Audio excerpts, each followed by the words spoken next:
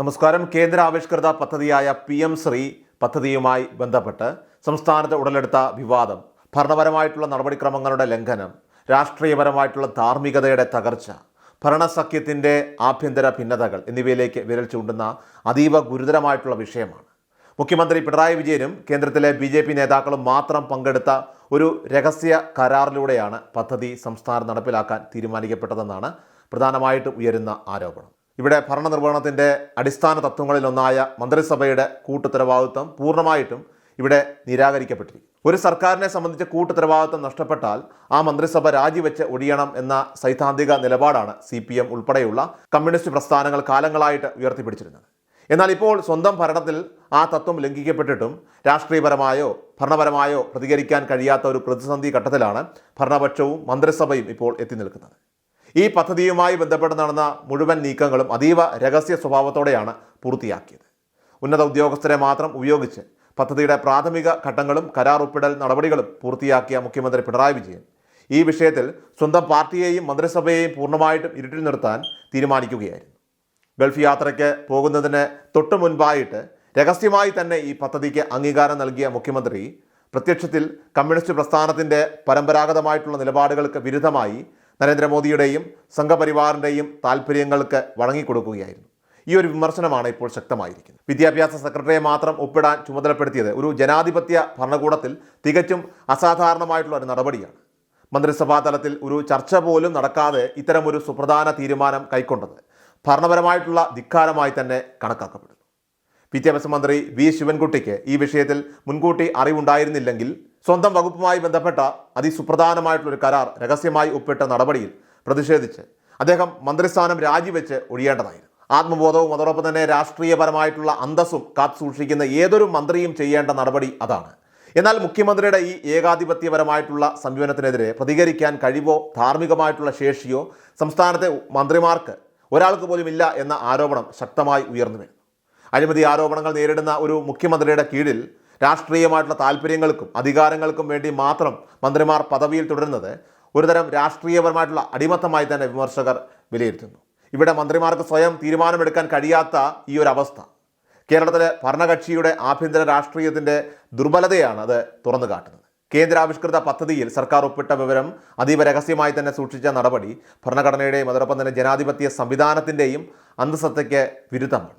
ഈ കരാറിൽ ഒപ്പിട്ടത് മുഖ്യമന്ത്രി പിണറായി വിജയൻ മാത്രം അറിഞ്ഞുകൊണ്ടുള്ള ഒരു നടപടിയായിരുന്നുവെന്നും ഇതിനെ ഒരു സർക്കാർ തീരുമാനമെന്ന് വിശേഷിപ്പിക്കാനായിട്ട് കഴിയില്ല എന്നും പ്രതിപക്ഷ കക്ഷികൾ ഉൾപ്പെടെ ആരോപിക്കുന്നുണ്ട്. CPMലെ മുതിർന്ന നേതാക്കളോ മന്ത്രിസഭാ അംഗങ്ങളോ ഈ വിഷയം സംബന്ധിച്ച് അറിഞ്ഞിരുന്നത് മാധ്യമങ്ങളിലൂടെ മാത്രമായിരുന്നുവെന്ന വിവരം പുറത്തു വന്നത് അതീവ ഗൗരവകരമായിട്ടുള്ള ഒരു ആഭ്യന്തര പ്രതിസന്ധിക്ക് ആക്കം കൂട്ടിയിട്ടുണ്ട്. ഒരു കൂടിയാലോചനയോ ഇല്ലാതെയാണ് മുഖ്യമന്ത്രിയുടെ ഈ സുപ്രധാന തീരുമാനം പുറത്തു വന്നിരിക്കുന്നത്. ഒരു മന്ത്രിയും അറിയാത്ത ഒരു നടപടിയെ മന്ത്രിസഭയുടെ തീരുമാനമായിട്ട് കണക്കാക്കാൻ കഴിയില്ല എന്നതിലൂടെ ഭരണപരമായിട്ടുള്ള സുതാര്യതയും വിശ്വാസ്യതയും ഈ വിഷയത്തിൽ പൂർണ്ണമായിട്ടും നഷ്ടപ്പെട്ടിരിക്കുന്നു. എന്നിരുന്നാലും ഈ രഹസ്യ കരാറിന് ശേഷം പദ്ധതിയുമായി മുന്നോട്ട് പോവുകയും ഘടകകക്ഷികളെയോ അല്ലെങ്കിൽ സ്വന്തം പാർട്ടിക്കാരെയോ അനുനയിപ്പിക്കാൻ ശ്രമിക്കുകയും ചെയ്യുന്ന CPM നേതാക്കളുടെ രാഷ്ട്രീയപരമായിട്ടുള്ള അവസ്ഥ അത് ദയനീയമാണ്. മൂന്നാം പിണറായി സർക്കാർ എന്ന മുദ്രാവാക്യം ഉയർത്തിപ്പിടിച്ച് അടുത്ത തെരഞ്ഞെടുപ്പ് പ്രചരണത്തിനായിട്ട് ഒരുങ്ങുന്നതിനിടെയാണ് ഈ PM ശ്രീ വിവാദം LDF നേതൃത്വത്തെ ഇപ്പോൾ പിടിച്ചു കുലുക്കിയിരിക്കുന്നത്. ഈ വിവാദം ഭരണസഖ്യത്തിൻ്റെ ഐക്യത്തെയും വിശ്വാസ്യതയെയും തകർക്കുന്നതിൽ ഒരു പ്രധാന പങ്ക് വഹിച്ചിട്ടുണ്ട്. കേന്ദ്ര പദ്ധതികളോട് നയം മാറ്റാൻ കഴിയില്ല എന്ന ശക്തമായ നിലപാട് CPI പോലെയുള്ള ഘടകകക്ഷികൾ സ്വീകരിച്ചതോടെ എല്ലാം ചർച്ചയിലൂടെ പരിഹരിക്കാമെന്ന CPMൻ്റെ മറുവാദം അത് രാഷ്ട്രീയപരമായിട്ടുള്ള അടിത്തറയില്ലാത്തതും അപ്രസക്തമാവുകയാണ്. ഘടകകക്ഷികളെ ഇരുട്ടിൽ നിർത്തിയെടുത്ത ഈ രഹസ്യ തീരുമാനത്തിൽ നിന്ന് സർക്കാർ ഉടൻ പിന്മാറണമെന്നാണ് CPI ഇപ്പോൾ ആവശ്യപ്പെടുന്നത്. ഈ വിഷയം കൂടുതൽ വഷളാകാതിരിക്കാനായിട്ട് വിവാദത്തിൽ CPIയെ അനുനയിപ്പിക്കാൻ മുഖ്യമന്ത്രി പിണറായി വിജയൻ നേരിട്ട് ഇടപെടുന്നുണ്ടെന്നാണ് സൂചന. മുൻപ് കാനം രാജേന്ദ്രൻ നേതൃത്വം നൽകിയ CPI നേതൃത്വത്തെ സാമ്പത്തികപരമായിട്ടോ രാഷ്ട്രീയപരമായിട്ടോ നിയന്ത്രിക്കാൻ കഴിഞ്ഞിരുന്നു. എന്നാൽ നിലവിലത്തെ സാഹചര്യത്തിൽ ബിനോയ് വിശ്വത്തിൻ്റെ നേതൃത്വത്തിലുള്ള ഈ ഒരു CPIയെ സാമ്പത്തികമായിട്ട് പ്രലോഭിപ്പിക്കാൻ ശ്രമിക്കാനുള്ള സാധ്യതകളും രാഷ്ട്രീയ നിരീക്ഷകർ തള്ളിക്കളയുന്നില്ല. കോടികൾ ചെലവിട്ട് നടത്തുന്ന കേന്ദ്ര പദ്ധതിയിൽ നിന്ന് ഒരു നല്ല തുക CPIക്ക് ലഭിക്കാമെന്ന വാഗ്ദാനം ഒരുപക്ഷേ അത് പാർട്ടിയെ അനുനയിപ്പിക്കാൻ മുഖ്യമന്ത്രി ഉപയോഗിച്ചേക്കാം. സാമ്പത്തികമായിട്ട് ബുദ്ധിമുട്ട് അനുഭവിക്കുന്ന CPIക്ക് ഭരണം നഷ്ടപ്പെട്ടാലും സാമ്പത്തികമായിട്ട് ഭദ്രത ഉറപ്പാക്കാം എന്ന വാഗ്ദാനവും മുഖ്യമന്ത്രിയുടെ ഭാഗത്തുനിന്ന് ഉണ്ടാകാനുള്ള സാധ്യത വളരെ കൂടുതലാണ്. വിദ്യാഭ്യാസ മന്ത്രിയെയാണ് ഈ വിഷയത്തിൽ CPI ഏറ്റവും കൂടുതൽ കുറ്റപ്പെടുത്തുന്നത്.